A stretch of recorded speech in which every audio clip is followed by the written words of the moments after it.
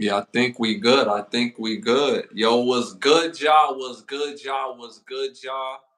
Thank you for tuning in to another episode of Can the Brothers Get a Rap podcast. I'm your host, Ashley Lovechild. I'm joined with my co-host, my brother from another mother. Blood couldn't make us any closer. One of the best photographers in the world. Santana, say something to the people. What's good? What's good? What's good with y'all? You know what I'm saying? Thank you for tuning in. Appreciate y'all. Chat is live as always. We got a jam-packed show, and we're gonna get right into it. You know what I'm saying? Special fake holiday. You know what I'm saying? Oh, where's my clap track? There we go. Special fake holiday. Happy 4th to the people that support the 4th of July. No shade to y'all, but you know what I'm saying? It is what it is, but we're gonna have a lot of fun. I'm in a great mood. My bro look like he in a great mood. We're gonna have a lot of fun, man. We're gonna talk about a lot of stuff that's going on in the world, and it just needs some attention, man. So let's get it. All right, all right, all right, all right. Da-dum. So we already got that out the way. You already know our first segment is popular opinions. This segment is brought to you by OUV Records. You see it right there, up there, up there, up there. OUV Records. The label model is create, document, and inspire. You could go to the Instagram right now and at OUV Records and stay in tune to the latest music and merchandise. All right. So first question of the night. I hope y'all ready. Let's get to it. All right. If you was filming a comedy movie, bro, filming a comedy, which group are you filming your comedy with? Number one, Eddie Murphy, Della Reese, Damon Wayans, and Keenan Ivory Wayans is your director. Number two, Martin Lawrence, Tashina Arnold, Tommy Davidson, and Malcolm D. Lee is your director. Number three, Bernie Mac, Kim Whitley, Cat Williams, and Reginald Hunlin as your director. Which one are you gonna go with? These I'm gonna go with the first one. Keenan Ivory Wayans as the director, because it's already a classic already. You know what I'm saying? And mm-hmm. him, the director is just off rip gonna be lit. You know what I'm saying? Gonna be uh-huh. funny. So that's the director I'm going with. And who are the actors? You said I forgot the actor. Eddie Murphy, Della Reese, and Damon Wayans. Oh yeah, straight fire like that. Whatever it is, you know what I'm saying? What about Keenan Ivory Wayans' directing style when it comes to comedy that you favored more than everybody else out of the other groups? The realism in his comedy, like it's more portraying real life. You know what I'm saying? But Mm-hmm. he makes it into comedy for you to digest it more. But it's really real life shit. Yeah, yeah. What's one of your favorite scenes with Damon Wayans? Whether it's him or something that he directed, Favorite scene? Mm, or one of them. It needs to be one of them. it has to be more money. You know what I'm saying? More money. Mm-hmm. I mean, what you talking about? I'm talking about Keenan. You said Damon. Oh, my bad. I mean Keenan. Which? Because you chose the first group because of Keenan, right? Or you chose it because of Damon. Because of Keenan being the director. Right. Right. So all right. So what's like my? So I did say Damon. So what is a favorite scene of yours off the top of your head that either have Damon Wayans in it or that he directed? Like a scene that just like yo, right off the bat, it just gets you every time. Pause. Like I said, more money. Seeing what he pretended to be the geek that Stacey Dash was dating. So No, when that's huh? Damon. That's Damon. Yeah, we said a scene that Damon Wayne was in. No, that Keenan either Keenan was in or that he directed. You confused me. Let's see. I can't think of anything off the top of my head right now. Okay, okay, okay. Just to go to your point, like one of my favorite scenes with Keenan, where he was in it, you know what I mean, was in damn The movie where he did a parody of like all the black exploitation movies. I'm gonna get you, sucker. Right. I'm gonna get you, sucker. And he does a scene where when he comes home and the sister in law is like, yo, Jumba got, he got in touch with the gangs, and he was like, damn, he got with the gangs, and she was like, and even worse, and then he was like, what? He got introduced to gold. He was like, "Oh God, no!" Like the way he busted down, like that was the worst possible thing that could actually happen. He was like, "Oh God, no!" So, yo, Keaton Ivory Wayans is a fool, yo. You was about to say? Nah, that's funny as shit. Yeah. But me, if I had to pick anybody on this group, that third group is really, really good, man. Really, really good. When you got Cat Williams, Ken Whitley, and Bernie Mac. But I'm gonna go with Martin, man. Martin in movies is clutch. I gotta go with Martin, Tashina Arnold, Tommy Davidson, and Malcolm D. Lee. Me personally, I'm going with that group right there. So, you went with number one. I went with number two. The rest of the world, they went with number one at 44%. At 44%. And again, that's Eddie Murphy, Della Reese, Damon Wayans, and Keenan Ivory Wayans as your director. So again, top of the top list. You know what I'm saying? I will watch any of these movies, but still dope. All right, question number two, y'all. Question number two. Please don't forget to hit that like button, hit that subscribe button, and make sure you hit your notifications to make sure that we on. Cause it's just not enough to hit that subscribe, hit that notification bell as well. All right, starting a music label. Starting a music label. Which artists are you going with? Number one, Darnell Jones, In Vogue, Nas, and Just Blaze as your producer.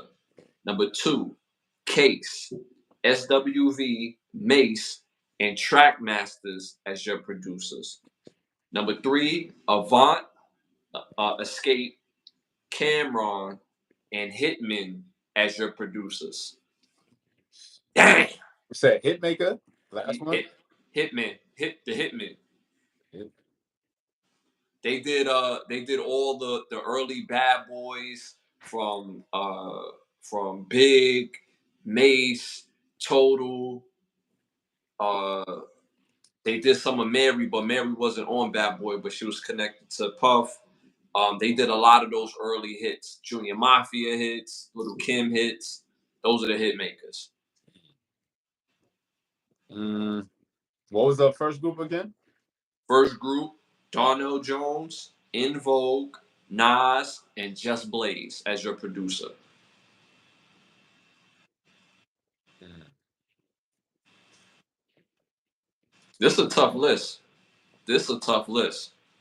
And the second one was who again? Case, SWV, Mace, Trackmasters.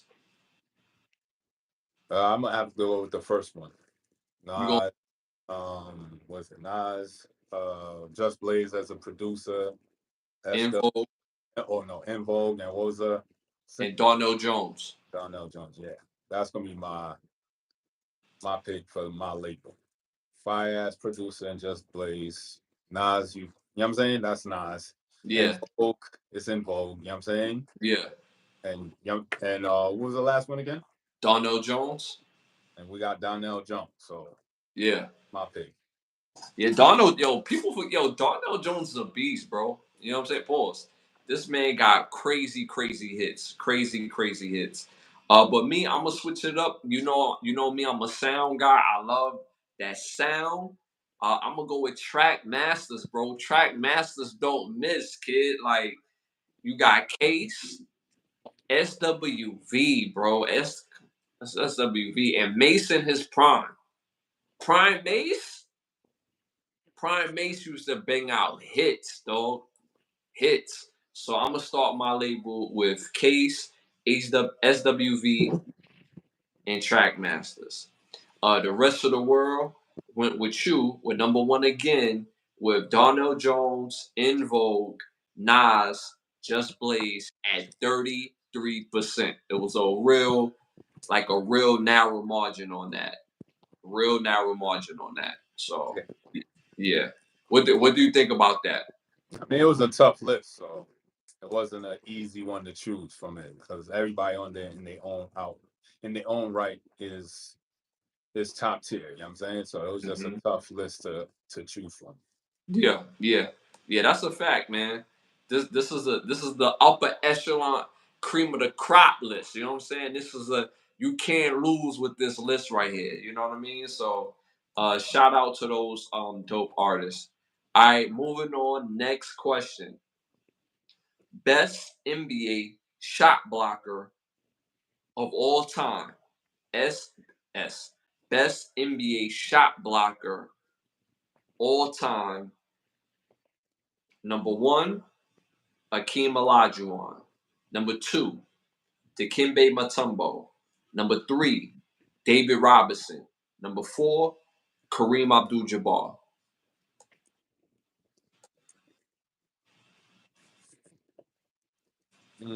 Best shot blocker. I know the Kimbe Mutombo was lit, but I might have to go with Team Olajuwon. I You have to going go. with the Dream? You going with Dream? I have to go with Akeem. So I feel like he is a monster in defending the paint and shot blocking. So I think his numbers in shot blocking is something. Yeah, nah. It's come on, bro. Like these top four, bro, is basically top four to five. You know what I'm saying? Or top four to six. So Akeem, he's a defensive nightmare. He's probably the best defender on this list when it comes to just on ball defending. But David Robinson, man, he's a quick jumper, long arms, pause. He used to block a lot of shots. Dikembe, they going with Dikembe in the chat. But I gotta go with Kareem. Kareem was that dude, man. When he ended his career, he led in shot blocks, rebounds, and and points scored. So I gotta go with Kareem on this. Kareem, quick, agile. Kareem was like 7'2" or something like that, and was just making it look easy. And he was playing in a time where big guys was the big guys. You know what I'm saying? Pause again. All right, so I went with Kareem Abdul-Jabbar. You went with the Dream, Akeem Olajuwon. The chat is going with Dikembe Mutombo. The rest of the world, they went with Abdul, Abdul, Kareem Abdul-Jabbar at 41%. At 41%. Yeah. What you think about that? It was a tough list, tough list. You know what I'm saying? But Kareem definitely won it out. Yeah, yeah, yeah. These are the best of the best of the best. So shout out to them. All right, shout out to some of our day ones in the building. You already know what it is. Okay. John, you're weird, but salute to you. If you got jokes, crack jokes, man. Crack some jokes. Don't be weird. All right? But salute. Appreciate you tapping in on this fake holiday of July 4th. All right, moving forward. Moving forward. All right. Best worst movie on this list. Best worst movie on this list. So basically, it's the worst movie on this list. All right, so number one, Solo. Number two, Stomp the Yard, Homecoming. Number three, I Got the Hookup, Part Two. Bro, stop laughing, you laughing already, bro. Bro, stop laughing already, bro. I can't even get through the list and you already laughing, bro. You know what I'm saying? Four, How High Two. Man, Solo was bad, but I gotta give Mario Van Peebles his flowers because he's put that movie by himself. So I can't even throw that. It's on the list, but nigga put his own bread up, so you gotta respect that. You know what I'm saying? Uh-huh. How High Two, it's straight garbage. I Got the Hookup Two was right underneath it as more garbage. And what was the other one? I Got the Hookup Two, How High Two, The Yard Two. Solo, and Stomp the Yard Two. Oh Yeah. god. Sheesh. Mm. This list is top tier, upper echelon trash. Yeah, Like this is a lot of Asperger on this list when it comes to movies. You know what I'm saying? These are the dookie drops of the movies right here. I'm gonna And have what's, I'm gonna and have to what's go with I'm gonna have to go with High High too. Fuck it. you going with How High too? Yeah, all these, like I said, Solo. He put his own bread up, so I gotta respect that. You know what I'm saying? It still was ass, but you know what I'm saying? I gotta respect it, and it's a you know, yeah. I was about to say original, but it was like kind of a bite off Universal Soldier. But my man put his own bread, so I gotta give. You know what I'm saying? I gotta give Mario Van Peebles his flowers for that. But the rest is just money grabs off the titles of the original movies. And fuck it, How High 2 is just gonna be on that list. You know what I'm saying? That's my pick. Yeah. How High 2 is the trash movie on this And you know what's sad? Like outside of Solo, all these first movies were classic movies. one. That's a fact. Stomp the Yard, I'm not going to debate anybody with Stomp the Yard whether it was a good movie or not. I Got the Hookup is a hood certified classic, bro. That's the first one, hilarious. How High, bro. The original How High, bro. I could put that on right now and be cracking up from beginning to end. Like, so Fact. I yo, How High, classic. But the tools to this, so you went with How High too. I gotta balance this thing out. I gotta balance this thing out. I gotta go with I gotta go with Stomp the Yard, Homecoming. I gotta go with Stomp the Yard. That That shit was ass burger too. My nigga, that shit was straight buns. with extra cheese ass burger, like that shit was nasty and diabolical, bro. Like the acting, the overall storyline, it was rushed. You didn't care about nobody. That shit was just I can't come up with any more syllables for trash right now. So Ass. I'm going with Stomp the Yard too. My brother went with How High too. Yeah, you went with How High too. How High too was awful. That was awful. And I think what they really messed up at is I'm not trying to hate on the boy, but they cast Little Yachty, and Little Yachty is not known to be funny. And his character came off very dry. DC Young Fly, he was all right. He had funny moments, but it wasn't enough. It wasn't enough. And then even his lines and his direction was like, you know what I'm saying? So, but the rest of the world, they went with Stomp the Yard, Homecoming at 35%. What you think about that? That shit was ass. So you know what I'm saying? Like at least Ass and ass. They left Solo alone. You know what I'm saying? Even though that shit was mad, but again, like I said, he put his own bread. You know what I'm saying? Yeah. Put more money up. But you know, when it comes to your own bread, you can't really penny pinch on that shit. And I'm pretty sure he made some money back on it. It was just once Well, I first did this shit, it was like for you, what made it was Solo bad. ass? What made Solo ass? Because I can tell you what made Solo ass for me. Because it was his acting, son. It wasn't believable. Like, you know what I'm saying? Like everything else, the action was, you know what I'm saying? Everything was on point. But as soon as he started acting, it was like, I can't believe this shit. You know what I'm saying? Yeah. He's throwing niggas out the window, kicking niggas in the chest and shit. Yeah, that part was believable. The action was on point. That's why I said the movie wasn't that bad. It was just for me, the acting was just bad. Yeah, yeah, and same for me too. Nobody was believable. Even Mario Van Peebles wasn't believable as Solo, and then it was something about the technology at that time where he could have got away with it, but it wasn't enough of the technology in certain areas. It was lacking. You know what I'm saying? Because he was trying to take on the Terminator 2 type of Yeah, mind. like whole Universal Soldier, Cyborg. Yeah, You know what I'm yeah, saying? yeah, and it just wasn't connecting, bro. It was like I wanted to mess with you, bro, but it is dookie. It was whack. So, but it damn sure made us money. It damn sure made us money. All right, we're moving on to our next segment, y'all. Hollywood need to ask us. We came up with this concept in this segment because It was a lot of trash ass movies in Hollywood, and they need to ask the viewing public what we want to see. So, what do you have for us tonight, bro? All Shout right, out to Biggs in the building. shout out to Biggs. Hollywood, I don't never ask for remakes, but I wouldn't mind a remake of the classic 1980 film Airplane.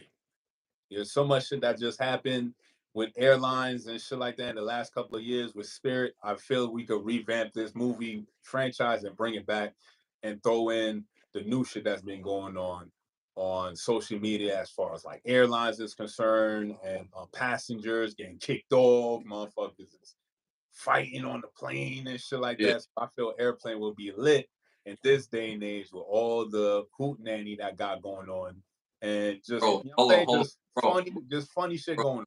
bro, stop. You said hoot nanny, bro. Oh yeah, yeah. You said hoot nanny, bro. What are you doing tonight, bro? You know what I'm You saying? said hoot nanny.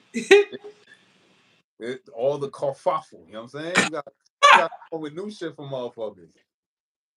They be like, yo, let me look that up. Like, oh my, ah, yeah, I see what you're talking about. Fact. So yeah, we need a remake of Airplane, make it modern, throw all the goofiness that's been going on in the last 10 years. You gotta throw a jab at Spirit because Spirit is mad janky. You know what I'm saying? Yeah, So Frontier, Frontier too. Frontier right there with them, you know what I'm Yeah, saying? All y'all niggas is mad butt. So we definitely need a remake of Airplane in the modern time. You know what I'm saying? that'll be popping. That'll be popping. And if they do that, and they have to make a scene with like, yeah, how much was your plane ticket? Oh, it was $20, $20. But I can't bring nothing with me. Like just like yo, Spirit is basically like a train fare, bro. Like Oh, that's what what? if you bring a bag, that bag, yo, oh, you gonna bring that one bag? $140. $140. That's going and coming, my G. So I gotta pay $280 for this ticket. Like what happened to 20? So that would be perfect. That would be perfect. All right, so I would like to see a movie or a series, just how they did the Clippers series, uh, Monica Lewinsky, um, who else? Who else? O.J. Simpson. I want to see another series about something that happened when we was very little. In 1993, I don't know if you remember this.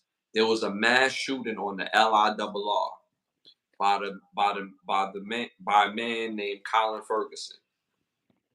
Hell no, I don't remember this. Yeah, for some reason I remember this because on my way to school, it shook my mom's, and like my mom's is strong melanated woman. She don't get shook over nothing. You know what I'm saying?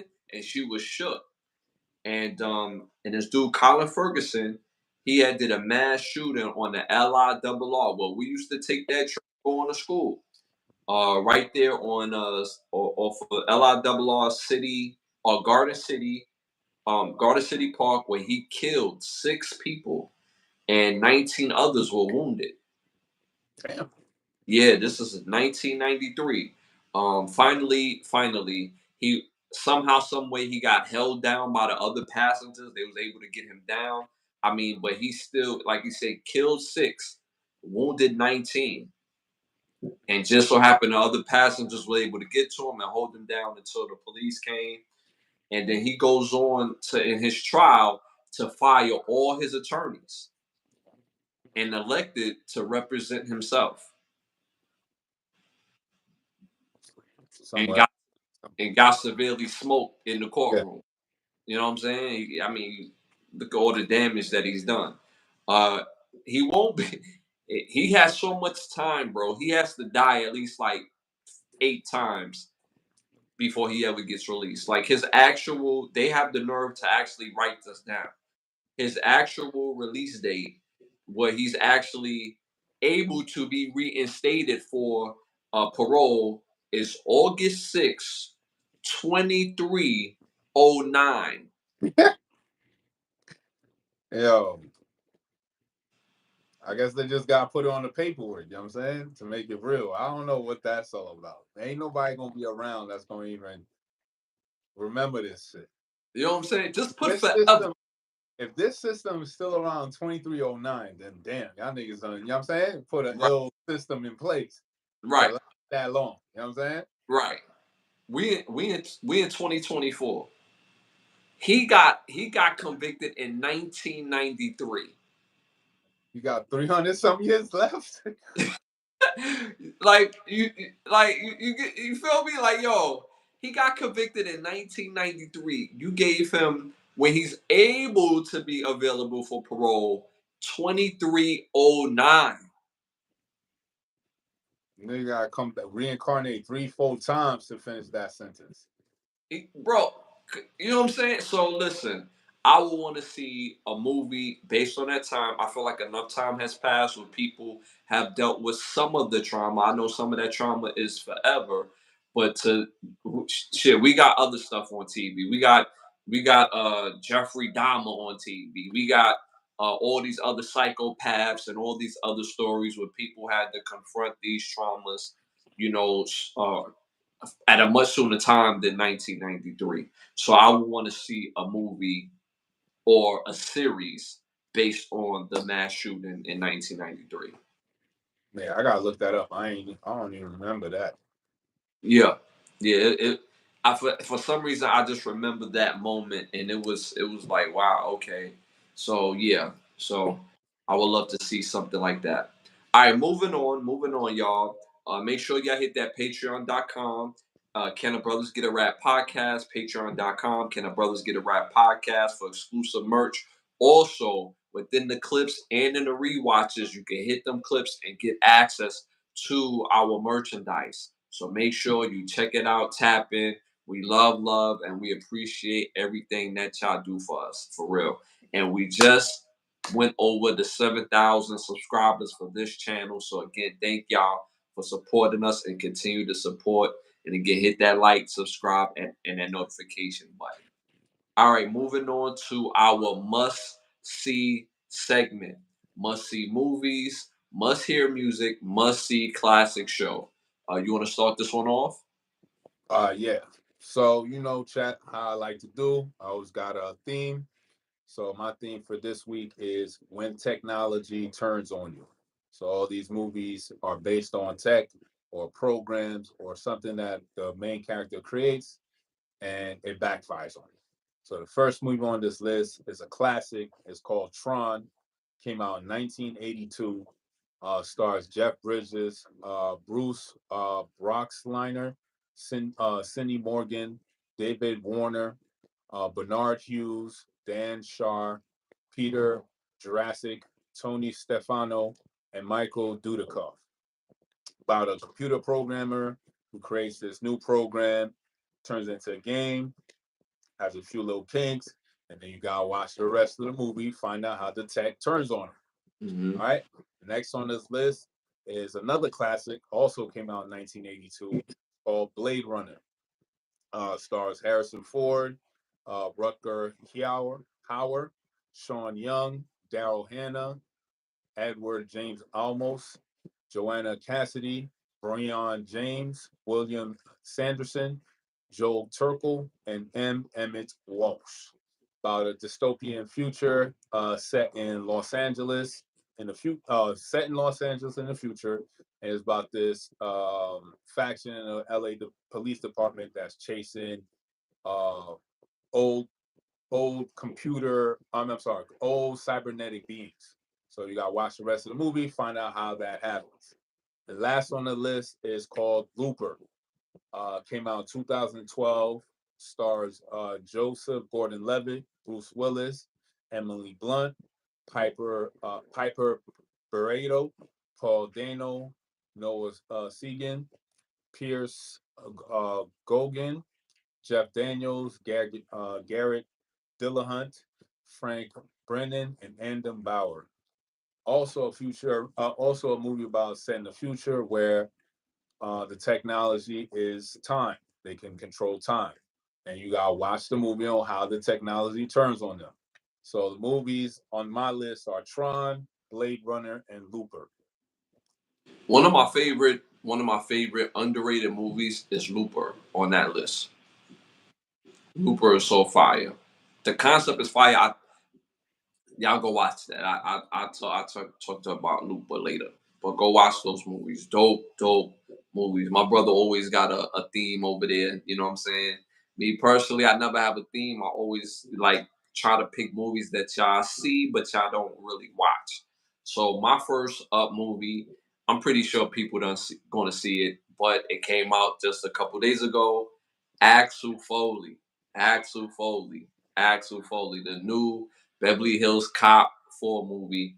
Obviously, it came out this year, directed by Mark Malloy.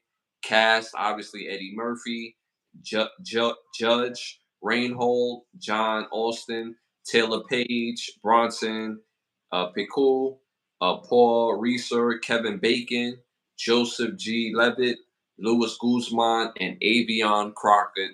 Uh, Dope movie. Obviously, I already know what it's about. It's about a Detroit cop. Uh, you know, something happens with a family member, and he's making his way to Beverly Hills. Beverly Hills Cop, Axel Foley. So I'm not gonna ruin it for y'all. Make sure y'all tap into the movie and go see that movie. Did you get a chance to see it yet? Nah, I ain't peep it yet. Oh, all right. It's dope. It's dope. They got it on Netflix, so it's dope. My next must see movie is Searching for Bobby Fischer. Came out in 1993. Directed by Steven Zalazan. Stars Max Potomac, Ben Kissler, uh, Lawrence Fishburne, Joy Jar George, I'm sorry, George Martinia, David Paymore, and Joan Allen. It's a movie about a young chess prodigy. He's gaining different styles, whether it's technical styles from his trainer or from the streets from a real hustler. And you have to see the rest of the movie. I'm not gonna ruin it for y'all, so make sure you tap into Searching for Bobby Fischer. It's a very good movie. My third and final movie came out in 1988, directed by David Dovry. It's called Split Decisions. This stars Gene Hackman, Craig Shaver, Jennifer Bills, um, Jeff Forhey, Eddie Velez, and John McLean. Yeah, McLean. Sorry, John McLean. Dope movie. A young boxer gets murdered. His brother taps him with his pops to become a new boxer and to pretty much get revenge for his brother. So it's a dope movie. I'm not gonna ruin it for y'all. So make sure y'all go see Split Decisions that came out in 1988. Searching for Bobby Fischer came out in 1993. And Axel Foley, the brand new movie of Eddie Murphy that came out just a couple days ago. So make sure you tap into those three movies. Shout out to my brother King Prince in the building. Thank you. We appreciate you always, as always. Wish you tapped the question in that, but thank you. We appreciate you as always. All right, moving on. Three must hear albums. Well, these are going to be must hear songs. These are perfect for the summertime vibe. If you need that summertime vibe, these are the three songs to get your summertime right. You know what I'm saying? Number one, Allure, the group Allure, R&B group Allure, featuring Nas, Head Over Heels single. Again, the group Allure, featuring Nas, song is called Head Over Heels. Fire, fire, perfect for the summer. Number two, Tyrese, Taste My Love single. Pause. Tyrese, Taste My Love. Fire summer song. Number three, Rel featuring Jay Z, Love for Free. Again, Rel featuring Jay Z, Love for Free. Those are must have on your playlist for the summertime. Again, Rel, Love for Free featuring Jay Z, Tyrese, Taste My Love, and Allure, Head Over Heels featuring Nas. Make sure y'all go listen to those. You got a classic show or special for us? Classic show, definitely. This one of my favorite shows growing up. It came out in 1993. It had 5 seasons, and it's Bill Nye the Science Guy. Classic, classic show. Loved every season of it. I was a science nerd growing up, and seeing science being cool as a kid was definitely alluring. And Bill Nye, the science guy, definitely did that. Every episode after school was just an experiment that you could try at the crib, and it was just an exciting time to be alive. You know what I'm saying? You just creating different experiments, and as you watching TV, and it was just a lit time. And Bill Nye the Science Guy was pivotal in that. So shout out to him for that program and being part of that for 5 seasons. So dope show. And every episode at the end of it, it was always like some freestyle rap about science. Like how ill was that? You know what I'm saying? So it was some ill shit. I will say about Bill Nye the Science Guy, he had an interesting theme music that was so catchy. So you couldn't help but to get engaged. Like once you had a really good theme song in the late '80s, early '90s, early 2000s, yo, like you gonna get people attention for the first 15 minutes at least. So shout out to Bill Nye the Science Guy. All right, my classic show is more of it's a stand up. It's a series. It's a stand up special, I should say. Corey Holcomb, Yo Way Ain't Working came out in 2012. I'm sorry. Corey Holcomb, Yo Way Ain't Working came out in 2012. It's a must see stand up special. It's hilarious. And if anybody knows anything about Corey Holcomb, he don't hold no punches in his comedy, but it's a dope, funny special. So make sure you tap in to Corey Holcomb. Your way ain't working comedy special. All right, moving on. You got cologne for us? Definitely got cologne for y'all. You look good, you feel good, you smell good, you're gonna do good. So cologne for this week is called Confessions of a Rebel, and the scent and the fragrance is called Better Than Your Ex. You know what I'm saying? So you already know what's that about. So you definitely need that in your repertoire. Definitely need that in the collection. So again, it's called Confessions of a Rebel. And the scent is called Better Than Your Ex. Mm-hmm. All right, so moving on. Y'all already know what time it is, y'all. It's time to rap. It's time to rap, y'all. You know what I'm saying? So let's get to it. Yeah, a little clap track for us to that time to rap, y'all. A little clap track. All right, y'all. So first hot topic of the night. Oh, my bad. This segment is brought to you by Button Snaps, where you get classic movie shows, documentaries, and original content for your viewing pleasure of $4.99. Again, Button Snaps. Make sure you tap in today. First hot topic of the night: the BET Awards. I don't know if you've seen the BET Awards, but it wasn't good. Did you get a chance to tap into the BET Awards? No, I don't watch the BET Awards. I haven't watched that shit in like 15 years. No Why? cap. Why? And, I mean, back when we was younger, BET Awards held somewhat of an allure, had a certain standard. You know what I'm saying? And then little by little, the standard just definitely left the building. And I know that shit is damn near out of space now. You know what I'm saying? Yeah, So yeah. it just never was appealing anymore. You know what I'm saying? Hmm. I agree. I don't think when people come to the BET Awards, there is no like, just like you said, no standard. There's no like, yo, we here, we all melanated, we celebrating. Yo, we're gonna rock out. We're gonna do it our way. We're gonna be fly, and again, we're gonna do it our way with some flavor. It's a complete hot. They said in the chat best. It's a complete hot mess. It's a shit show, and I don't know who's running it. I don't know who is in charge of putting this together, but they get so worried on being out of touch that they keep taking away the essence of what made the BET award so special for years ago. It's just not connected to the people anymore.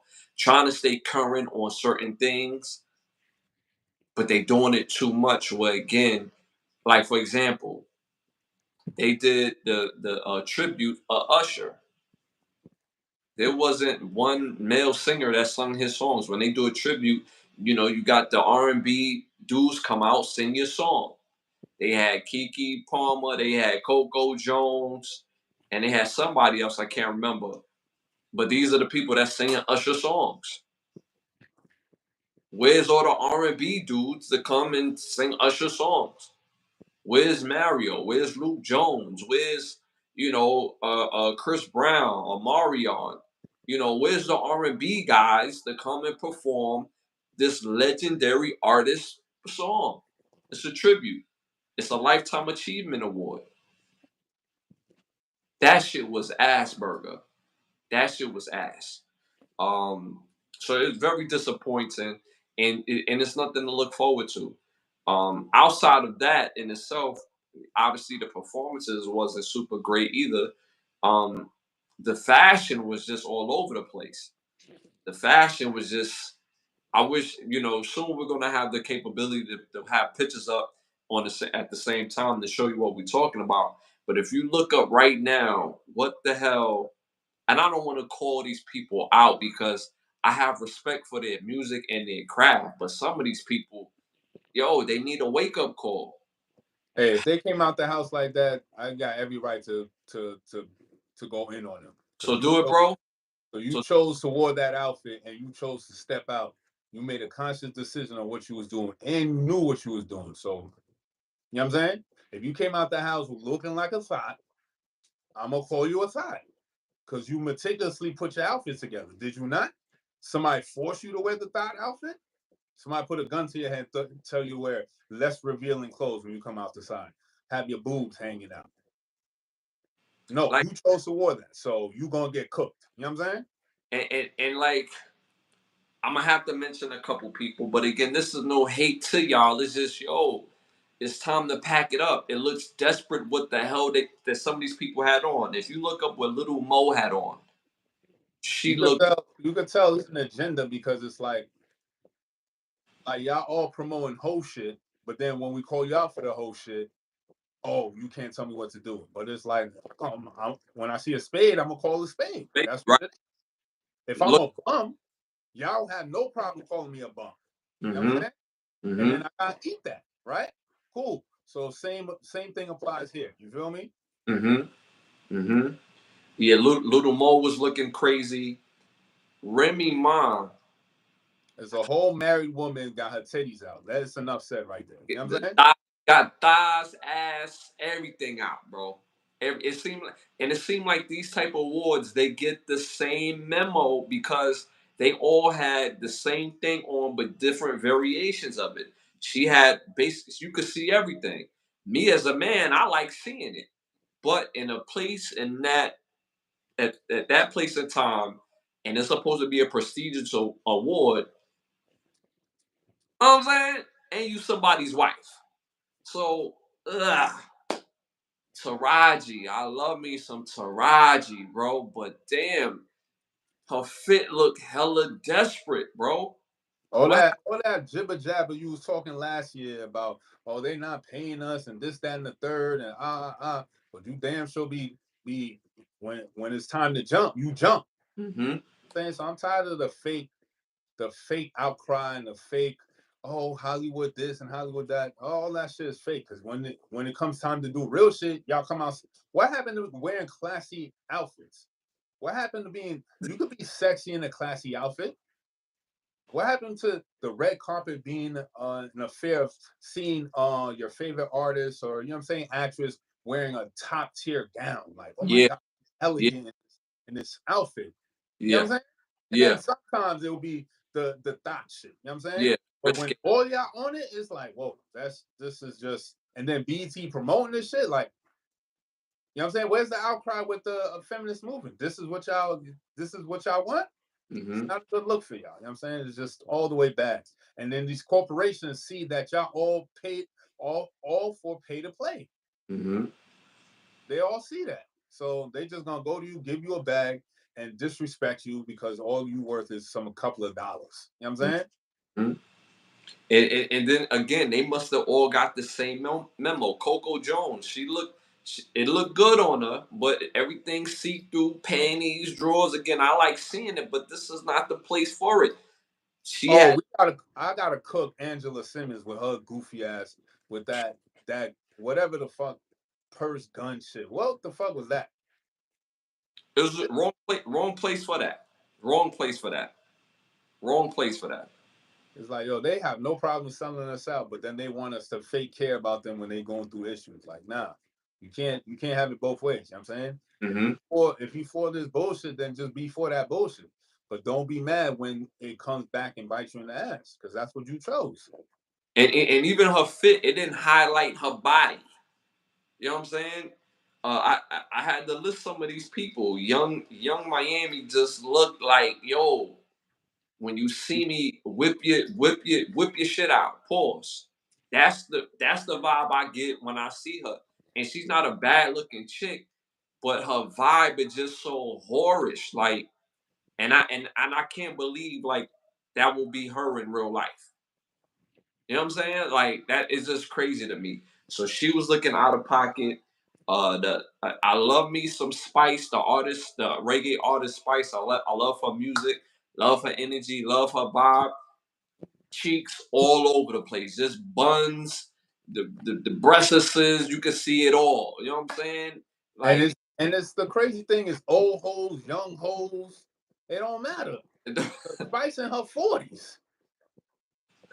Like, when is you gonna put the thottery down? You fact. you're gonna be like Mike Larry and run them down to you 100, huh? It's a Yo, cold world out here, son. It's a cold world. it is yo facts. I just want to. Ain't Taraji in her 50s? Taraji's in her 50s, bro. Taraji's in her 50s. If not 50s, very late 40s. I'll be hard pressed to say that she's in her. She is a small chance Taraji could be 49. Hell no, she's in her 50s, bro. That's what She's I'm saying. Like, so in her you 50s. know better. Yeah, You she's in her 50s. think that there's no excuse. But Hmm. yeah, we supposed to tippy toe around this shit and be part of your delusion. Right, right. Like, nah, it's over At, for you. You cooked. at the end of the day, all this shit spells out desperation. Like what happened? Like I don't want to say it back in the day, but we had risque chicks at the award show, but majority of the women was sexy as shit, but it was classy.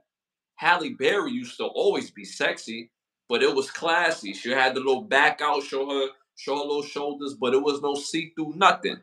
You know what I'm saying? Tony Braxton, classy.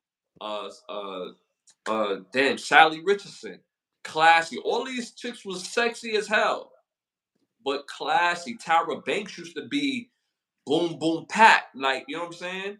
Classy but sexy, like and the event matters. So it just makes you not respect the BET Awards. And then some of the fellas, bro, I seen dude in there with the white beater, leather pants, and with some expensive shoes, and he really thought he was doing it.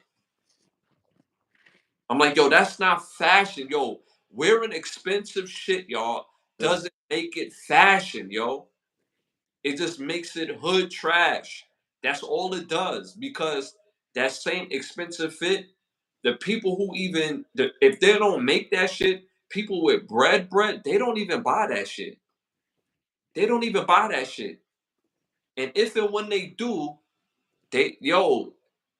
it looks completely different. Of course, we got the flavor, but at the BET Awards, if we're gonna be hooded out, the shit gotta be fly. The shit not even fly. It's just expensive. Oh, I paid 2,500 for this wife beater, but the shit look trash, bro. So BET Awards, honestly, real talk, pack that shit up. Pack it up. If we're not gonna do it right, pack it up. I remember the Soul Train Awards used to be popping back in the day. BET Awards was so special and pivotal at one point.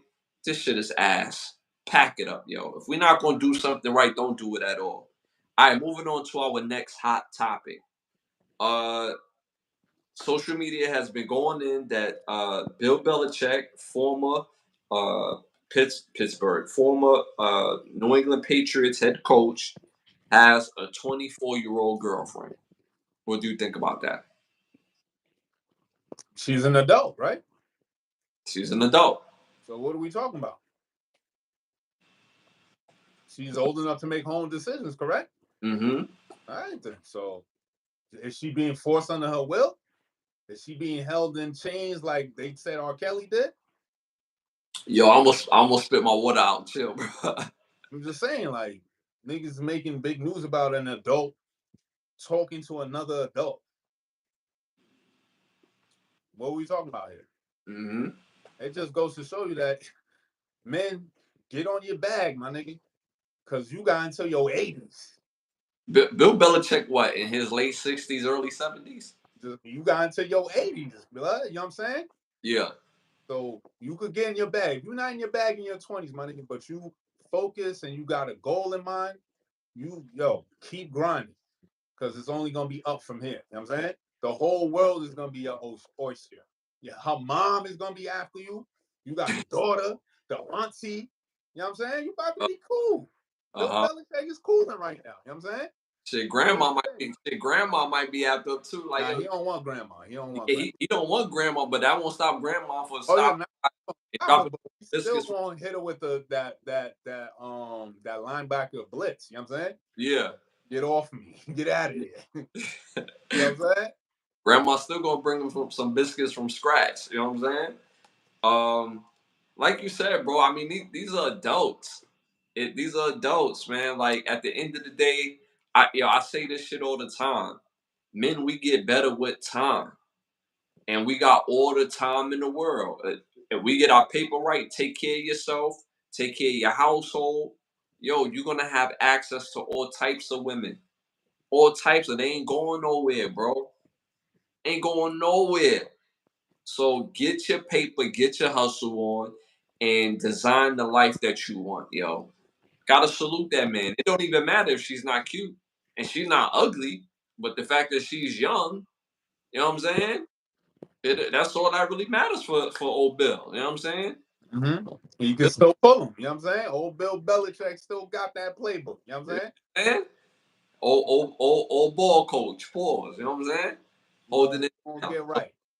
So shout out to Bill. You know what I'm saying? Shout out to Bill. But I had to mention that story. People have been going in about it on social media. All right, next hot topic. Bronny James signs his rookie deal 4-year, $7.9 million contract. What do you think? Shout out to his pops, man. You know what I'm saying? That was beautiful. Fuck it. Nepotism works. Who gives a fuck? If my Mm-hmm. pops put me in a position to get $7 million. You know what I'm saying? I'm gonna follow the plan. You feel me? Mm-hmm. That's fucking great. That's only gonna make the James family have longevity. You know what I'm saying? And then Mm-hmm. we got the young son about to come up. Yeah, yeah. He's about.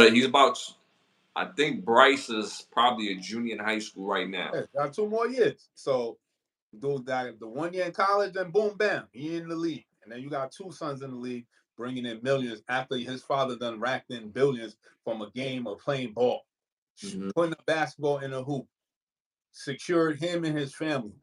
I Mm-hmm. can't be mad at that, and I respect that. You know what I'm saying? Mm-hmm. What I love most of all about this is that Bronny James, you can't ask your pops to hold nothing from here on out. Like, dad, you can hold me. I can get this whip over here. Yo, you can pay for this trip over here. Little nigga, you got 7.9 million of your own money. Like, I don't want to hear nothing, B. You gonna get out the house, get your own spot, know what I mean? Pick up your own drawers around here, know what I mean? Mm-hmm. You got money coming to you. You got millions coming to you. You know what I'm saying? So I love that about this particular story. You know what I'm saying? He gets to be lit, continue to be lit. I'm pretty sure he already had valuables and dope shit already, but now he gets to really live on his own. You know what I'm saying? It's gonna be the first time he really out the Chris nib. You know what I'm saying? And it's the time to go crazy, but it's also a time to be focused too. So I love this. I want to give Bronny James credit because even though his father is LeBron James, he have to be talented to be in this position. If he wasn't talented, he wouldn't be in this spot. He's not solely in the spot because LeBron James is his pops. He's athletic. He was one of the best shooters in the draft. He could jump high as shit, and he could actually play defense. So he brings a skill set that that's going to be needed for the NBA. You know what I'm saying? There's a lot of players, kids didn't make it. Patrick Ewing's son didn't make it in the NBA. Michael Jordan's both of his sons didn't even smell the NBA court. You know, Dwayne Wade's son is still trying to make it and still can't find his way. So you have to have the skill. And what my boy Gordo said from the movie with Cameron, they pick niggas for this shit, B. You know what I'm saying? So shout out to Bronny James for getting that money and getting his shot. So that's what's up. All right, moving on to our next hot topic. Crash landing with 146 people on board in LAX off the JetBlue airline because the nose gear was turned sideways. So they had to make a crash landing. They won't say where the plane was coming from, but they had to make a crash landing because the nose of the plane, the nose gear was turned sideways, and somehow that that pilot was able to land that shit with that front wheel turning on, like being on fire. That shit turned into flames and was still able to land it safely and correctly without any other damage to the plane, and without, obviously no loss of life of themselves and the passengers. What do you think about that? Gives more credence. It said gives more credence and credibility to those Boeing whistleblowers that continuously end up dead. Those who were saying that in Boeing that the materials and the parts and the equipment they're using is ass when they're building these planes. They're cutting corners and this, that, and the third, and somehow mysteriously all these Boeing whistleblowers keep ending up dead, and then we still have issues like this. You know what I'm saying? So it's like, what's the point of FAA? What's the point of y'all going mad hard, worried about if I got fucking all this shit I got worried about at TSA, but y'all are not worried about the fucking plane being able to land safely and take off safely. But I gotta be at TSA for 30 minutes. Like, come on, make it make sense. Mm-hmm. I remember a time when there was no TSA. I remember a time when you could walk all the way to your gate with nobody saying shit to you. From the parking lot or when your parents will drop you off in front and you walking all the way to the gate, no Yeah, problem. yeah. No issues, right? Since 9/11, you created this TSA goofiness. Okay, fine. But it's not making the shit any better. You know what I'm Mm-hmm. saying? Y'all putting the money in the wrong place when y'all need to be putting the money and making sure the plane can motherfucking work properly. Yeah. And hire more pilots. These pilots are getting old. Every time I go on a plane, it's an old pilot. I'm like, he look like, yeah, he know what he's doing. He Yeah. been doing this for so damn long. My nigga look tired. You know what I'm saying? Yeah. So it just makes sense that what these whistleblowers are saying, these are the end results of it. Like, and where's the investigation? Where's the cops at? You know what I'm saying? Call Mike Larry and them. You know what I'm saying? I know they can solve the case. You know what I'm saying? Yeah. Yeah. They may Yeah. have to shoot up a couple of people in the airfield, but you won't be all right. How'd you sink a boat at the airport, Mike? Like, We didn't do all that. You know what I'm saying? DEA all over. you know what I'm saying? That's a DEA car right there.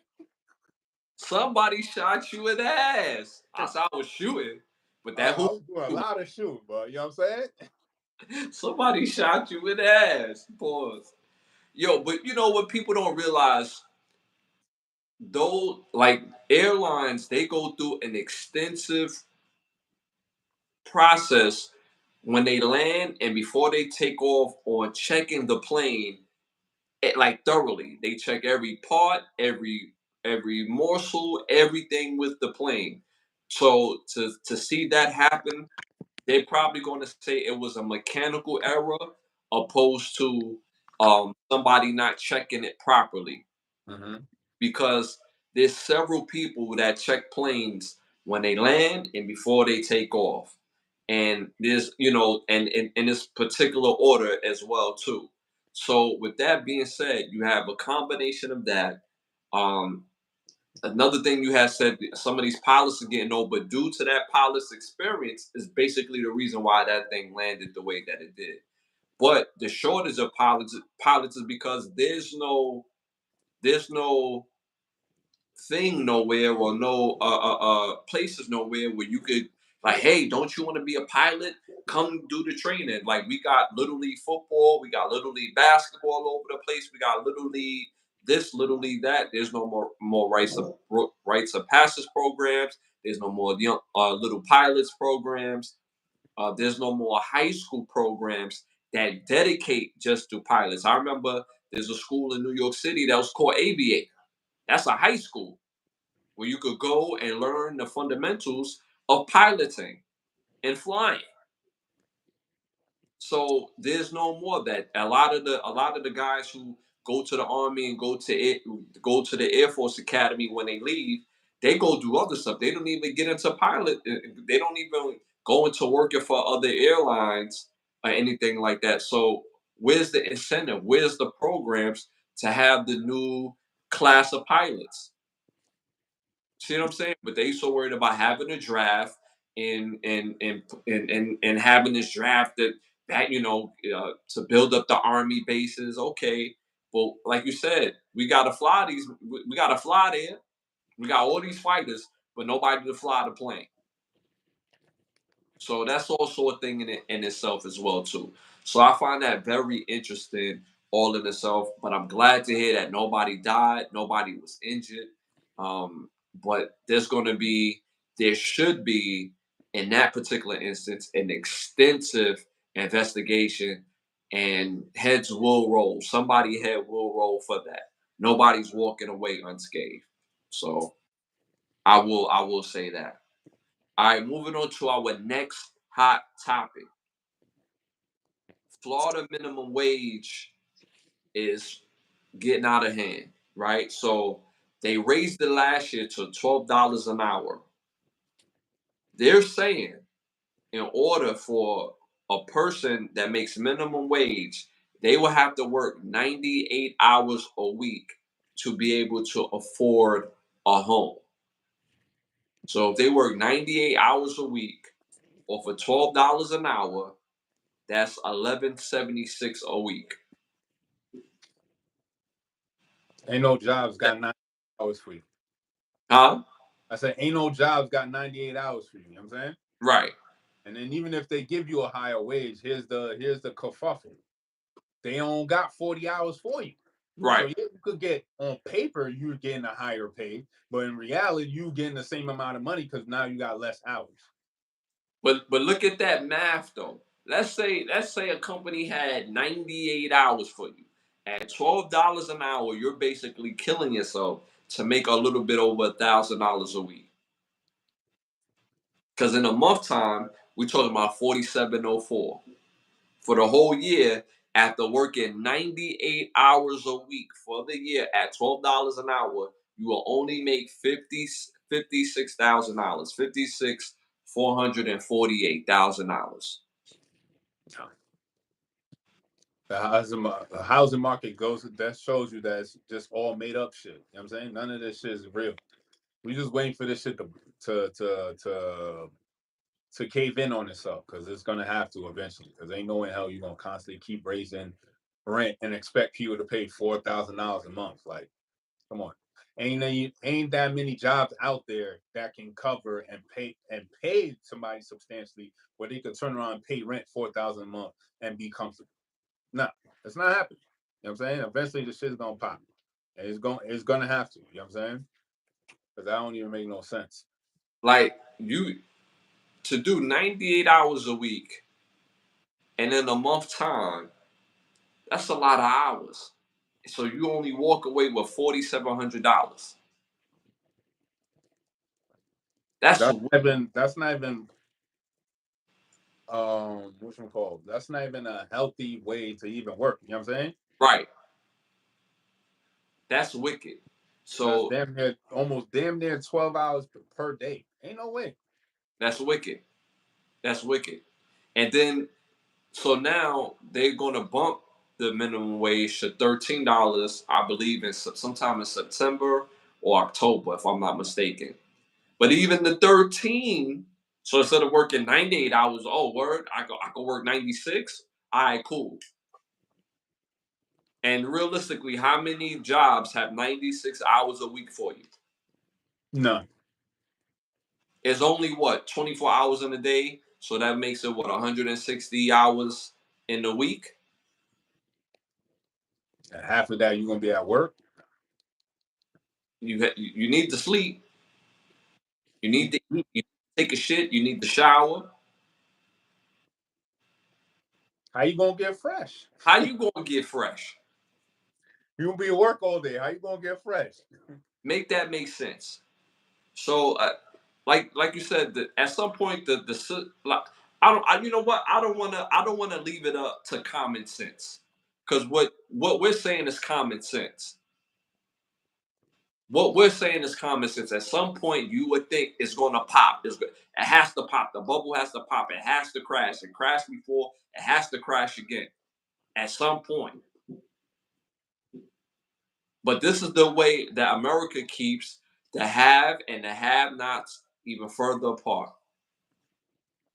And in between that time, the people that are the haves are going to continue to acquire things that's going to separate themselves from the have-nots.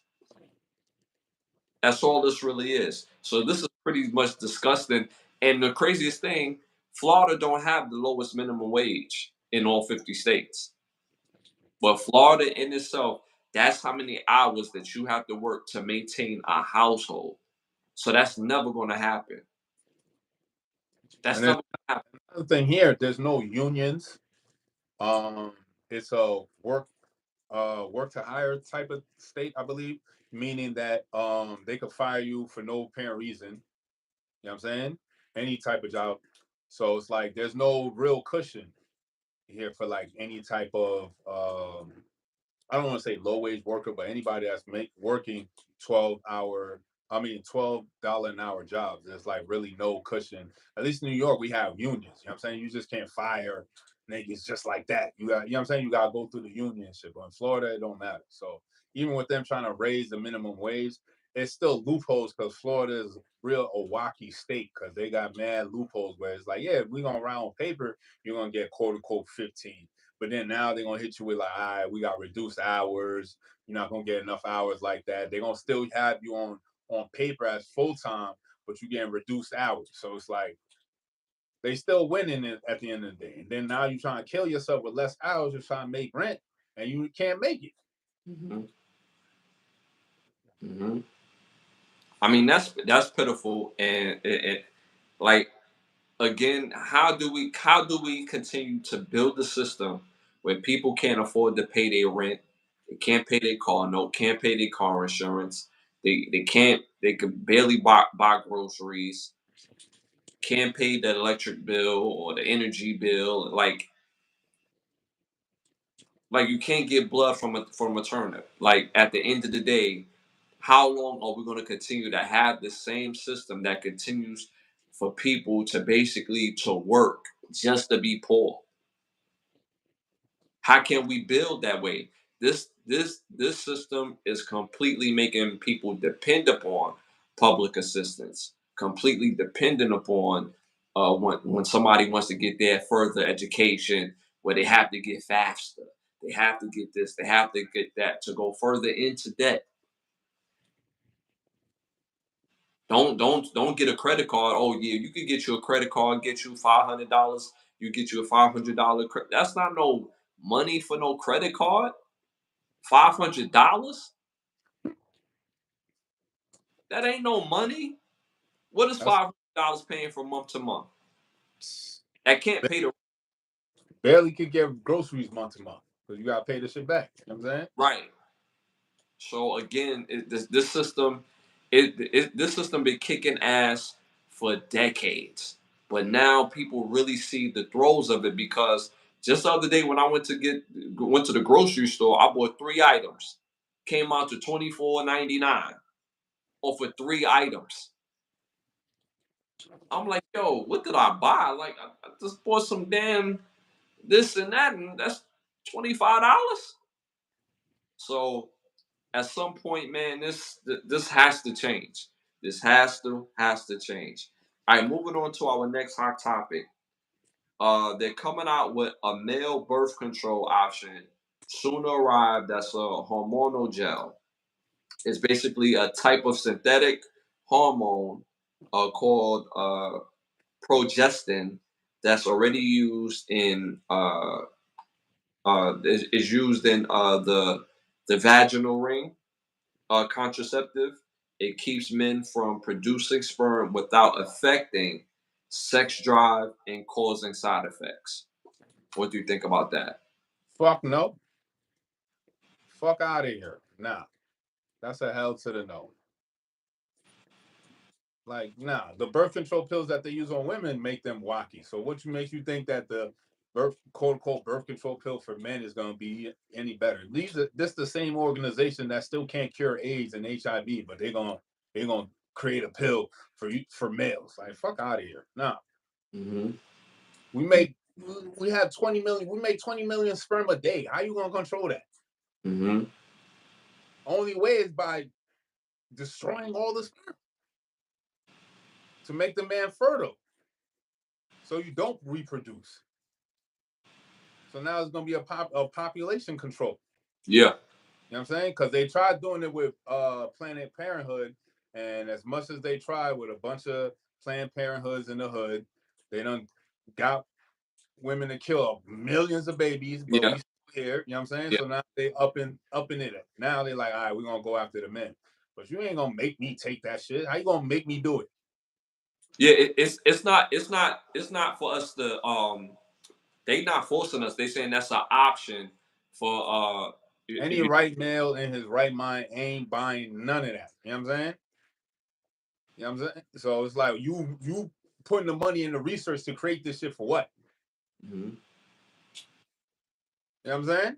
We got some widows out here. I mean, me personally, I want more kids, so I'm shooting up the club. Pause. But at the end of the day, there's a lot of dudes out here that don't want no more kids. So this is going to be an option for them, and this is going to be available. They saying pretty soon, pretty much by the end of the year, this will be like on the counters and ready to go. So it, That's insane. it's here. All right, moving on to our That shit been here. You know what I'm saying? They've been testing this shit out slowly, but surely. You yeah, know what I'm saying? yeah, they Just like did. they showed you in what was that movie with Jamie Foxx that just came out? They got Tyrone and they killed Oh, Tyrone, whatever. you seen that? You seen they cloned our own?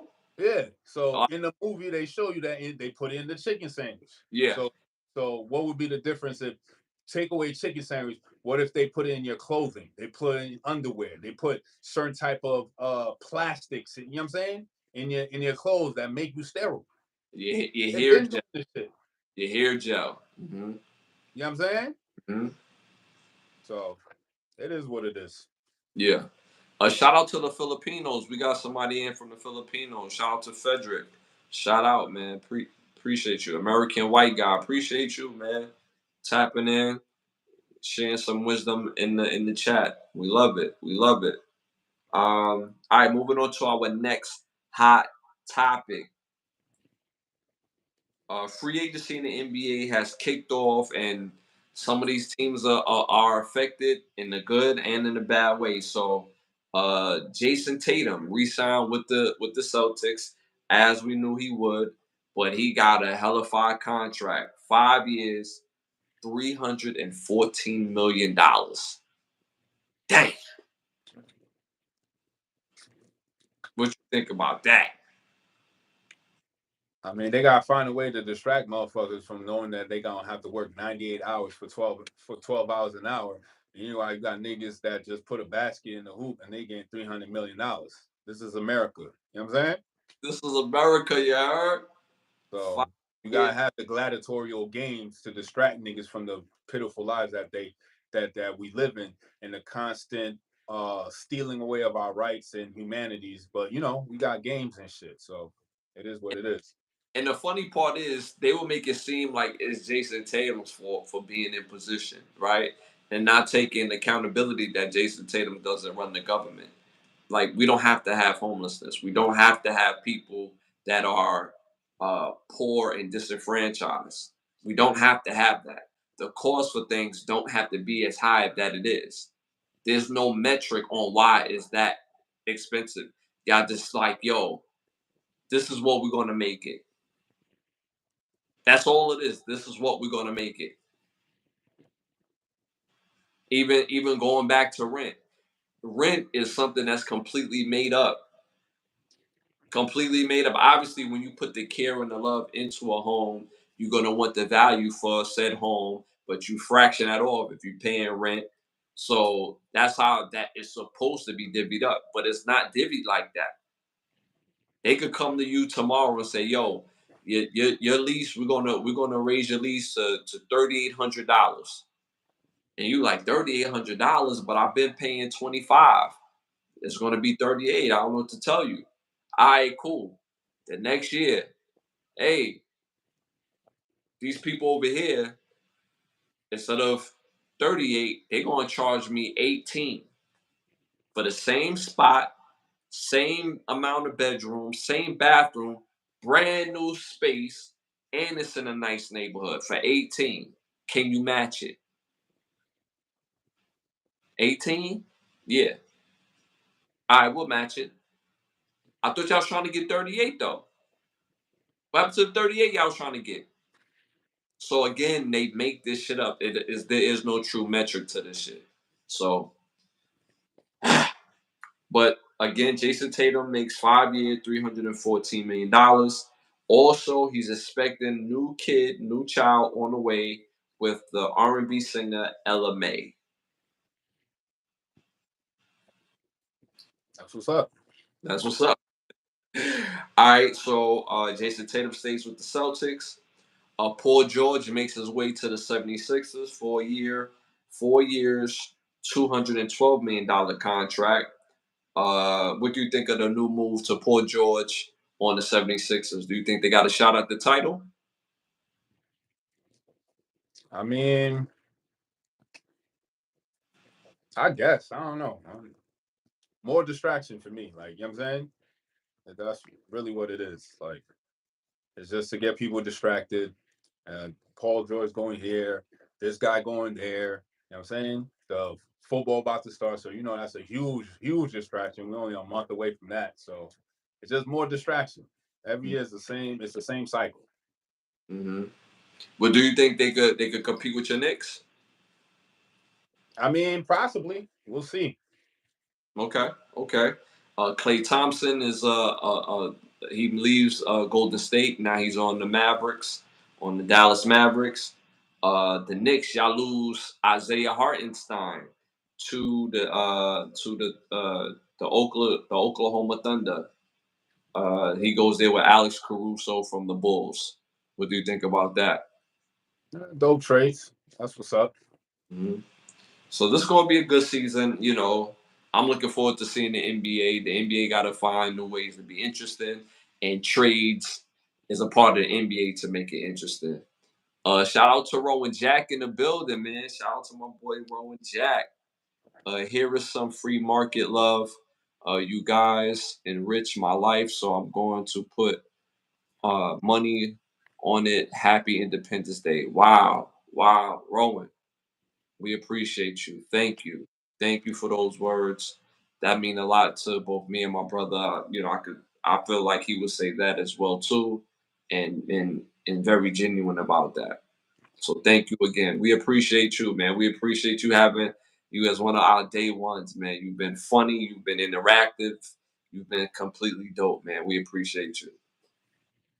Facts, facts, facts. Much love. Moving on to our damn, you heard that? They going crazy out here. We both live in Florida. I live in Orlando. So they going crazy with the July 4th, the July 4th celebration.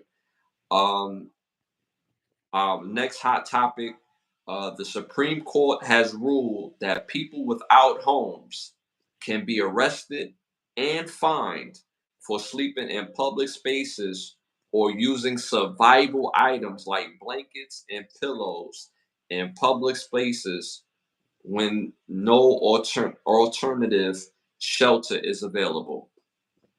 What do you think of that? That's the next phase of the game. Either you work 98 hours or you go to jail. What you want to do? You know what I'm saying? So you could keep being distracted all you want, but they got a game plan for niggas. So better figure it out. Uh, this is ridiculous. Like, can they be more obvious about trying to basically get work for cheap? Because all you're doing is putting more people in jail and you're creating cheap labor. That's all you're pretty much doing. You're not giving anybody no hope, nothing to shoot for when you're gonna arrest or fine homeless people because they don't have any home. They don't have nowhere to go. So now they can't even use something as a damn pillow and a blanket to sleep on, or be in a place where they just there, whatever. Because it, in my mind, if I'm homeless, I want to go to the most warmest, the place where I could get some sort of sleep, where I don't have to worry about rodents running across my face at some point, or roaches or something like that. And I can't even use a damn pillow or a blanket to keep me warm. That is ridiculous. I don't know what the hell we doing. And they just passed this rule about 4 days ago. This is nasty work. This is nasty work. I don't. Uh, Outside of the cheap labor, what else is at play here? What do you think? What else is at play on this? I mean, this part of the game was inevitable. You know what I'm saying? With them raising, with them raising rent, not raising people's pay. You know what I'm saying? Now they forcing you to work more hours, which they know you're not gonna do, and eventually you're gonna fall behind on your bills, and then they're gonna come knocking, and you're gonna get kicked out. You know what I'm saying? So it's more advantageous for people to learn law, the law of the land, and understand what land they standing on to really gauge how to really play this game, because they playing the game on you, and they gonna continuously play the game until it's you check out and it's game over. You know what I'm saying? Mhm. So your best bet is really understand and really read and focus on real estate. You need to get a home. Not the way that they tell you how to get a home, because that's bullshit. You know what I'm saying? You need to understand real estate. You need to read real estate and really read these words. That's why I read words from a Black Law Dictionary. You need to understand what real estate is. It's not about the land. I mean, it's not about the house. It's about the land that the house is standing on. So if you secure land, you're always going to be wealthy. And land really doesn't cost that much. You know what I'm saying? It really doesn't. So if you get land and you secure land, you always gonna be wealthy, and they can't fuck with you because you own something. You know what I'm saying? Outright. So now they gotta respect you. So, but if you don't own nothing, you know what I'm saying, you're positioned like this, they could turn around and be like, all right, well, we're gonna raise your rent. You know what I'm saying? Knowing damn well you barely can afford it right now, and all of a sudden they just, especially in Florida, they could just raise your rent whenever, even if you did sign a lease. You know what I'm saying? It's the weirdest shit. I Mhm. don't even know how the fuck they could do that shit, but they can and they will, and they do it, and nobody bats an eye, nobody raises a fuss or anything. You know what I'm saying? It's just business as usual. So it's fucked up. It's really fucked up, and nobody stands up for nobody. It's like, how are we gonna have humanity if nobody stands up and you know it's wrong, but you just willingly just sit by because you getting a check? So this is weird. Mhm. I agree with you wholeheartedly, and because we don't care, because we don't have no real steps put in place, people with lack of information, lack of resources, is going to continue to have people worried about a cycle. If people have to worry about eating, the last thing that they're going to want to do is learn what they need to learn, as far as have it somewhere where they could rest their head and eat properly. One of the most basic things of humanity is being able to take a shit a shower, and to be able to shave and be able to do it in the comfort of your own home, whether it's a one bedroom, whether it's a damn what they call that when everything's in one spot, a studio. No matter how big or small your place is, everyone needs a place where they could go take a shit, shower, shave, close that door, and at least take a nap. Everybody, recharge yourself. This shit is sad. All right, moving on to our last hot topic of the night. Again, 70th episode, which is dope. Tia Mowry have responded to her ex-husband about Corey Hardwick was on the show recently, and he pretty much said his piece about divorce and that nobody cared when he was going through his divorce. He for months he cried himself to sleep that he wasn't with his ex-wife. He was no longer in the home with his children. Basically, he lived for his family.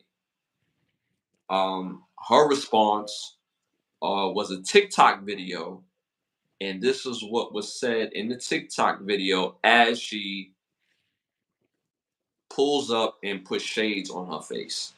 Listen to the audio. I'm not ashamed to say it. I'm in my hoe phase right now. Happiness over everything. Where's your mind? I'm not ashamed to say it. I'm in my hoe phase right now. Happiness over everything. Where's your mind? Yeah. What do you think? Just like Roman Jack says, send her to Turkey. Like, this is ridiculous. Like, I feel sorry for her son because women don't even understand the detriment that they cause and just the fucking trauma that they cause because her son is growing up watching her mother move like this. You know what I'm saying? He loves his mother very much so and respects his mother, but I'm pretty sure what he sees his mother doing, he definitely doesn't like it. You know what I'm saying? And it's a turn off for him, and it might shape and warp his mind as he gets older because of the things she's doing now. You know what I'm saying? Lucky enough, hopefully, Corey Hardrick has a good relationship with his son, so you know what I mean, he can steer him right. But this is the end result when you give women, I guess, power or a voice or a foundation to stand on. This is what you get. You know what I'm saying? Whole happiness over everything, whole face. Like, where else you think my mind is gonna go if you say whole face? I don't give a fuck if you got an acronym happiness over everything. Your happiness doesn't mean shit if you have a family.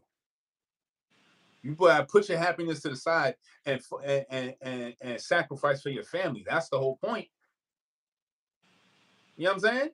Your emotions is more important than your family. This is what we got to choose from.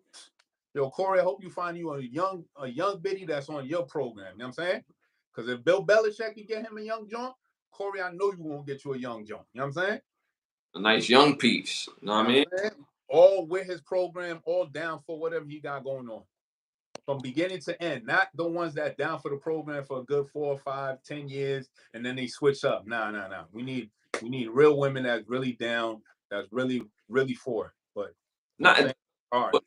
but there's nothing wrong with recycling them. It's nothing wrong, bro. It's nothing wrong with getting you, a couple of six mans, like for real, because just like how you continue to grow, women continue to grow, and people are not the same day to day. Is the fact that you don't have to be just as invested. You don't have to build a life with this person. Because I'm pretty sure Corey spent a whole lot of money within the marriage, buying property, making sure the kids is good, being invested into the future. You don't have to do that with the next woman. You can have your fun, keep it young, keep it cool, keep it classy, and keep it pushing, yo. Like at the end of the day, as men, we have to learn how to move. And learning how to move doesn't necessarily mean having a long lasting partner. It would be nice. It would be nice. It would be popping if we can. But the chances are that it's just not going to happen. Is it a possibility? Yes. I believe in love. I love love. But, bro, how many women have you met in your lifetime? I don't even count, keep count. You know what I'm saying? How many of them did you that you build a life with? None. You see what I'm saying? So we have to learn the value of time. And that's what a lot of men we miss the ball on is time. Your time is money. He wasted time and energy with this woman. Now, obviously, he was with her for a bigger purpose because his children is here. Once you have children with somebody, with someone, then there was a reason why you was with them for to bring your child into this life. Cool, right? But all the shit that he had to deal with it on top of that, that shit is trash. I've been a father for a long time. And there's nothing wrong with your happiness as a parent. I believe that parents have to be the best version of themselves to be good parents because you can't trash in your mindset and be a good parent. You have to be the best version of yourself to be the best parent. As a parent, take care of yourself so that way you could take care of your children. Because if you messed up, then there's no way your children are going to be rubbed off with any type of positive energy. So I'm a big believer in that. I've been a parent a long time. And with that being said, now his children are older. His children aren't babies anymore. Their children aren't babies. So when you see your dad, most kids don't identify with their father. Let's call it what it is. Most kids see their dad as a separate entity, like the dad doesn't have any feelings, like the dad doesn't go anything. Most kids identify their pain with their mom. So if their mom is going through a whole phase, if their mom is on some straight bullshit, they're going to find excuses to say, well, that's mom. That's my mom. What am I supposed to do? That's my mom. At some point, you have to say, mom, I'm uncomfortable with what you putting out on social media. That's not disrespectful. That's not disrespectful. Now, is her kids gonna do it? Probably not. Should they? That's hard to say only because they probably like teenagers, but I'm pretty sure a conversation could be had, but it's not their responsibility at this particular time to say that. Like, let's be realistic, right? But if they was in a place mentally where they could really understand, like, yo, I don't like this, and I'm pretty sure other people gonna look at me like this. I need to have a conversation with my mom, even though I'm young. I don't like the way this feel. And kids, have a feeling of not liking the way something is feeling with their parents. Case in point, if their mom goes into the barbershop, half dressed, boobs showing, asshole out, a young boy has a feeling like he don't like this, that the men in there is looking at his mom. But more so with his mom is like, why would you come in here dressed like that, knowing that these men is in here? He doesn't understand. Mama's just looking. What Jody mom said. Mama got to have a life too. She walking in there with that mindset, not realizing the damage that is doing to your own son and the lack of respect that now the respect he's going to start losing for you. So when I hear that, I equate that to everything that I just said. That it's the fact that she's putting her everything over everything. She's not making herself better to be a better parent or to be a better communicator with her ex-husband. And this is what we got to choose from. How long have we known Tia Mary? Not personally, but in life. We've known her since the 90s, correct? We grew up with Tia Mary, correct? And to see what this has resulted to, and we thinking like, damn, she could be a catch one day, and da da da da da. She acting like the girl from the game, the girl Melanie. She act like she was top tier when she was in the 90s. Nobody was going hard for the Maury sisters. Like, let's be a buck. Like, I Hmm. watched Sister Sister, but it was good program. It wasn't because I was infatuated with the Maury. Facts, You know what I'm facts, saying? It was facts. just good TV show. It was funny. It was hilarious. You know what I'm saying? And it was just a good show. It wasn't because I found them sexually attractive. No. You lucky enough that this man chose you and to be with you for all these years. This is how you repay him? Hmm. This is selfish. This is disgusting. Like, what the fuck? Like, this is horrible, son. And the reason why I brought up the fact that we grew up with the twins is the main fact that seeing what the product becomes. That's why I brought it up, because we seen them from the very beginning, from when they've been older than us. They all older than us, but we seen them from the very beginning when they was young actors going into womanhood and the possibility of being a catch because of what we thought their image portrayed. And I don't want to say they, because her sister is in a loving marriage with her family and they doing their thing. But with Tia, her explanations is crazy. It's not like Corey was wilding her up. It wasn't like Corey was cheating on her. It wasn't like he wasn't taking care of the household financially. She had a graduation, and she's chalking it up to a whole phase. Happiness over everything. Crazy, crazy. When the dad is out of the picture, sons uh up growing up to try to cover down and do their dad's job. The boys do try. The boys do try. Um, but what young boys have to understand, they can never fulfill that role, because it's very unhealthy.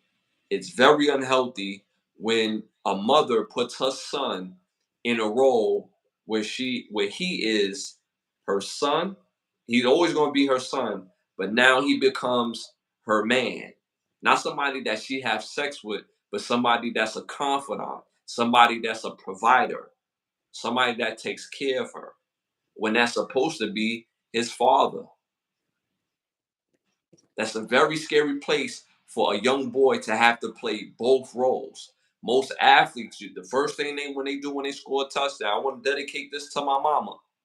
First thing they say when they get drafted, I'm gonna go buy mama a house. It's a very scary place, and we normalize it. It's already normalized. Very scary place for a young boy to be in that position. Anything you want to add to that? No, no, same here. Very, very hard place to be in. You know what I'm saying? Women put their sons in that position because they don't know how to take care of a man. Your son is not supposed to be somebody that's to come back later in life and take care of you. That's what your husband and your man is there for. But because you don't know how to deal with a man, now you put that pressure on your son when he's supposed to go out there and create his own family. It's a selfishness mentality of a woman. It's just disgusting. You know what I'm saying? And they don't even realize it themselves till it's too late. When you 60 something and you still talking about you want a boyfriend at 60, give Talking it about up. resources is limited. No, you limit, like, yo, yo. This is dry. Man. Wild dry cooch. You know what I'm Uh, saying? moving on to our next segment. This segment is brought to you by Bravo Section. Make sure you go to bigbravosection.com. Again, bigbravosection.com. If you're in the Miami area, book a session with one of the best photographers in the world. If you're not, still book that session. They'll fly out, take care of your session. You got a petty thought for us? Got some petty words as always. The Black Law Dictionary is the Bible of all dictionaries. Read that in your library. You know what I'm saying? We're gonna constantly give you words and give you the legal definition. I might even go around and get a religious Bible and give you religious definitions because they all go together when it comes to law. Anyway, first word on the list is equity.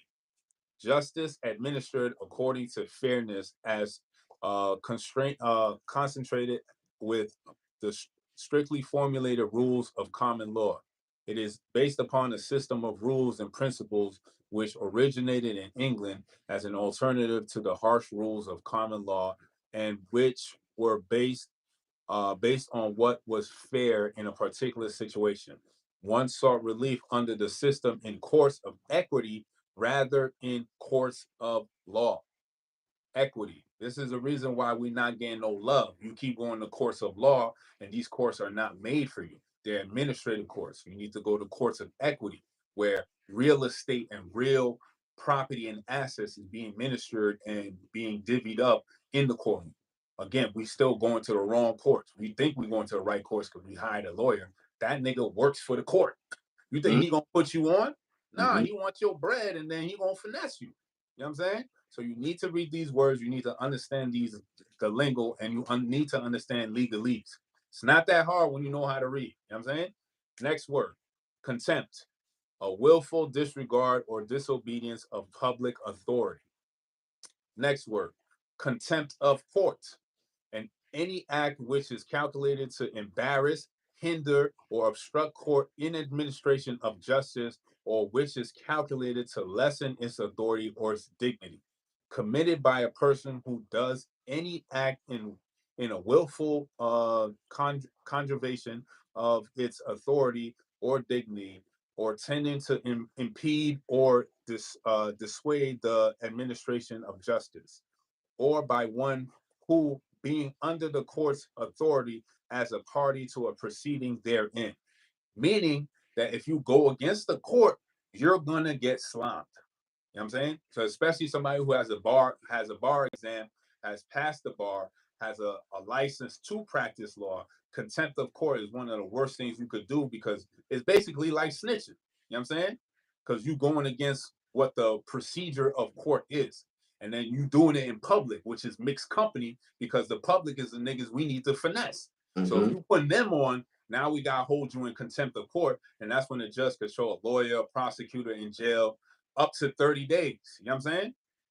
Because you going against the slime. We here to slime these niggas. You can't put these niggas on. Mm-hmm.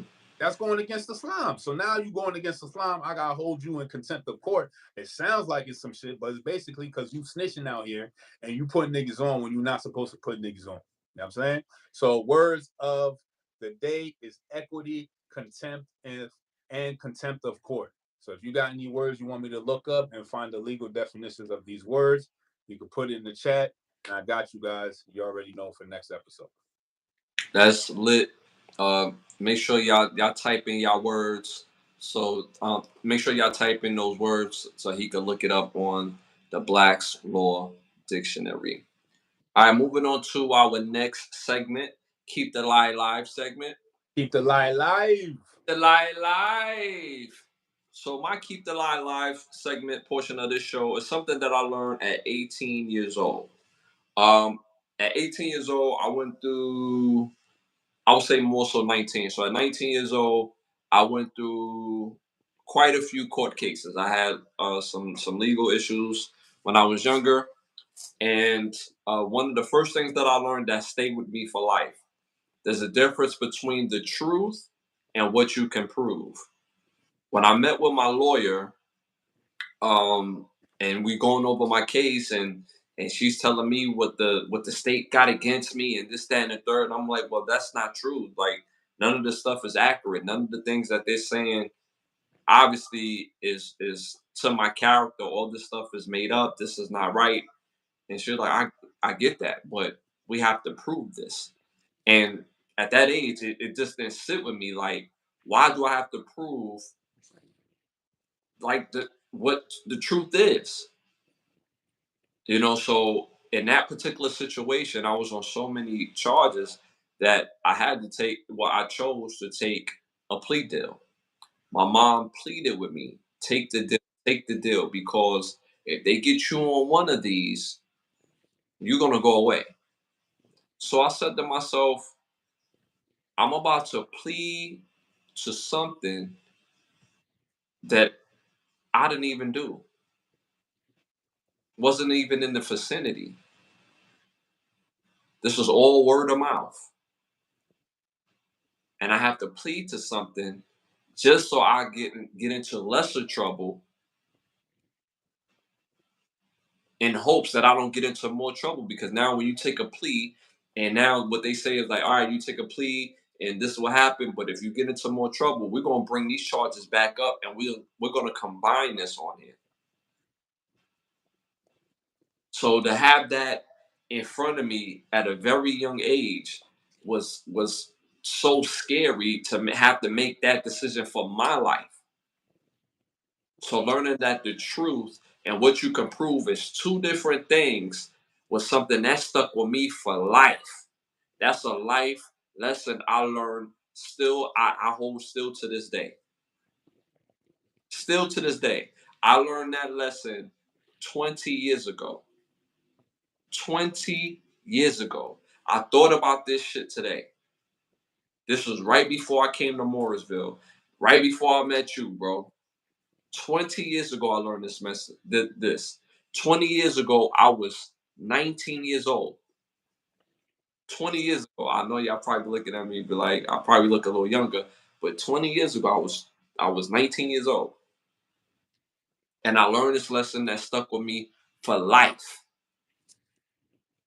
So for y'all out there, learn the difference between the truth and what you can prove, because that's going to be the difference from your life moving forward, or you getting caught up in some drama, and you could start life at as a in a further distance.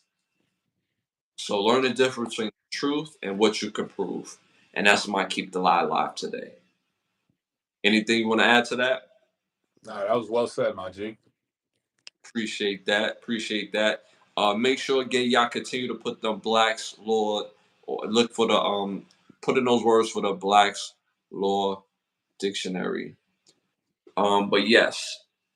So again, y'all learn the difference between the truth and what you can prove. Yo, this has been the July 4th special. Shout out to the fake holidays. We appreciate these fake holidays.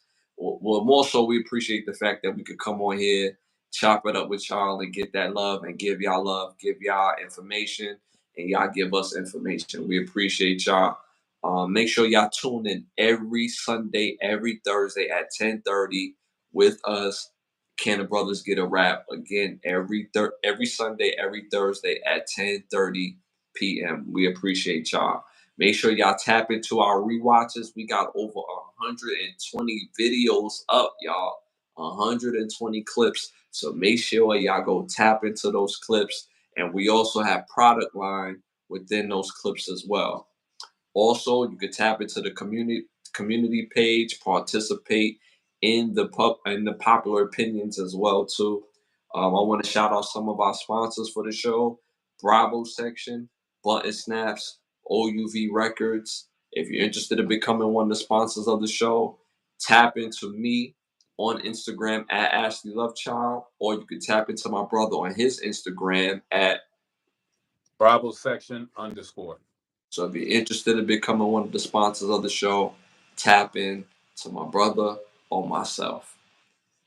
Make sure you tap into the Overstand podcast, more interview-based show every Monday at 9:30 p.m. Again, why understand when you can overstand every Monday at 9:30. Also got some new music on the way. I'm working on a new EP. It's gonna come out real soon. I'm gonna have some more information. My new EP is called Summer of '08. So make sure y'all be ready for that. We're working on that. Anything else you want to plug in before we get up out of here? Tap in with us on Sunday. You already know. You already know we're gonna be back again 10:30. Make sure you hit that like, subscribe, share button, and remember, subscribing is just not enough. Please hit that notification button as well. We liable to pop up and just come on. So hit that notification button as well. We love. We appreciate y'all, and we love a good debate too as well. And we love some good jokes. So ain't nothing but love. We'll be back again this Sunday, 10:30. We out of here.